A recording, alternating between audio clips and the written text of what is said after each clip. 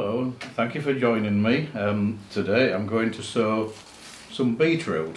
I'm sowing them in a polystyrene cell tray, and these are cell trays which we've had here since at least 1991, so they're a fair age, and they've been used regularly, well, almost every year, if not every year. I only use them for beetroot nowadays because obviously beetroot doesn't seem to be affected by pests and diseases like other things. But I do clean them, I keep them as clean as I possibly can. I use a little bit of Jace fluid. Anyway, that's the tray.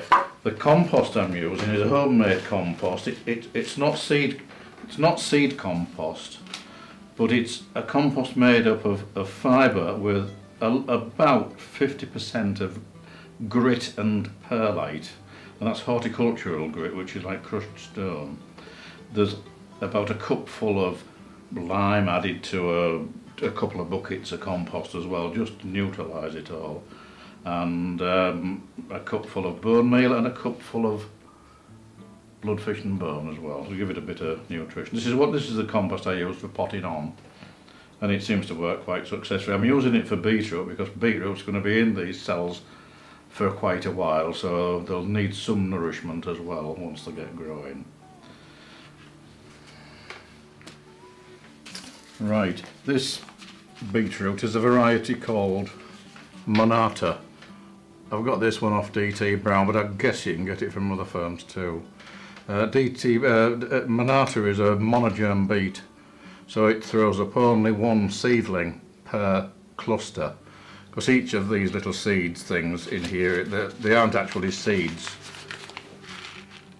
they're clusters of seeds, and usually you get 4, 5, 6 little plants coming up from each of these little clusters. But Monata is a monogerm, just one seedling. Alright, we'll fill it up with a bit of compost.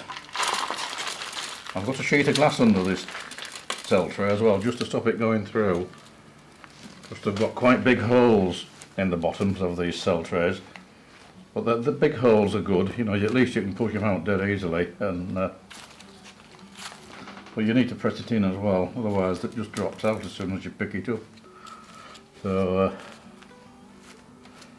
yeah, and I shall keep this inside for a little while until it gets germinated, and then once it's germinated, I'll pop it outside, well, as long as it's not freezing, of course. But there we are. Nice and level over the top. So what we need now is a doings to make a tiny little depression. I usually sow these about 15mm deep. Make sure that the hole doesn't collapse on you when you push it in. I do every one. I mean, we maybe won't use all these, but at least you've got them. If there's any failures, you've got some spares. And yeah, you can't beat having a few spares. So there we are, nearly there. But yes, it's quite freely drained, is this stuff as well. You know, you can give it a right good soaking, and it doesn't get waterlogged, which is brilliant, really. And pick these up. This is the one seed. I'm just going to drop one of these little beet clusters into each cell, in the hopes that they'll all germinate. They might not. I don't know.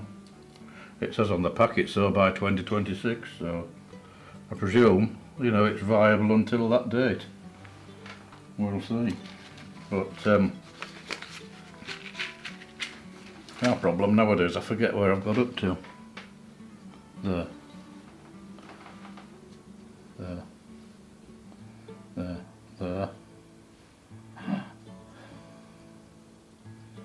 One for you, one for me,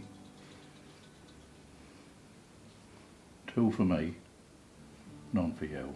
There we are, they're all in. And there's some left for the next time, which is brilliant. So we'll just gently cover them up. Like that. So the compost is in contact with the beet cluster.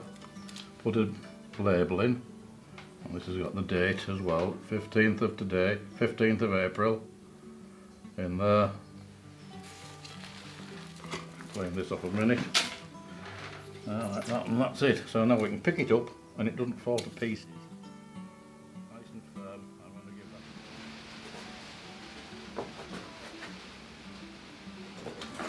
that. Right, here we are. I'll get its feet thoroughly wetted. I've kept it on the sheet of glass because the compost might just swell a little bit and the glass will just maintain. I'll be able to lift it out comfortably on the glass. Alright, that will do then. Well, thank you very much for watching and happy sowing, happy planting.